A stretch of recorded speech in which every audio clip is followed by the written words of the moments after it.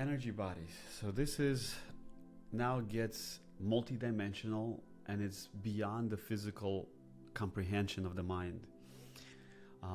So it is a flow that is never ending and in constant motion. So we'll have toroidal fields of each chakra has its own toroidal field. Okay, each organ has its own toroidal field. Each cell has its own toroidal field. So you have macro and micro, and it's constantly flowing in and out, and they all communicate based on frequency vibration. So the energy bodies we have here, the closest to our physical body, which is the white that you see, that's called the ether, the etheric body. Then after the etheric body, we have the emotional body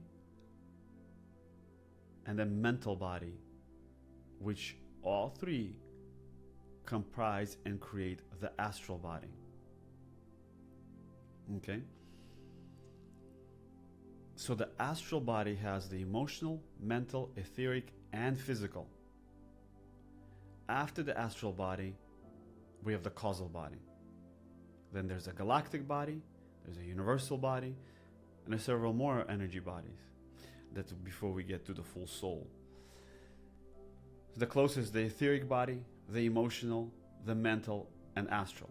Astral creates all of these. We have them because we need to explain. Otherwise, the mental and the emotional body are just two charges, electric and magnetic.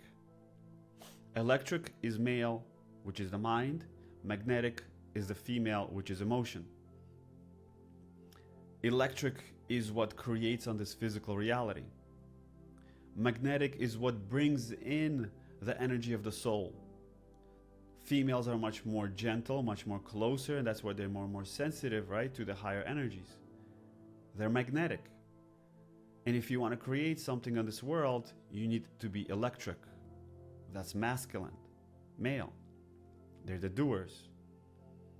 So the balance within that creates the astral.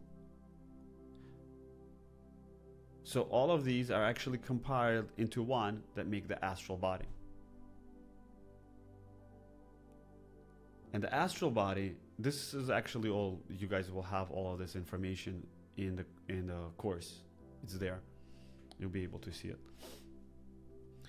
And the astral body is what we want to step into. What are called the angels, the seraphim light. The seraphim is the angelic aspect.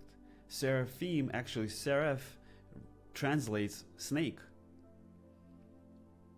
So snake, the kundalini must be risen up first. Without the kundalini, you cannot step into the angelic self. And when it's activated, then there is actually an activation of a diamond in your field above your crown. Activates. That diamond activates when the astral and the causal body unite, which we have depicted the cobra, or the cobra head opens up, right? It looks like a diamond shape. So it's also in Hinduism, we'll also see this in Shiva sitting with a cobra, right? The cobra represents also the venom of a snake is used for what? Medicine.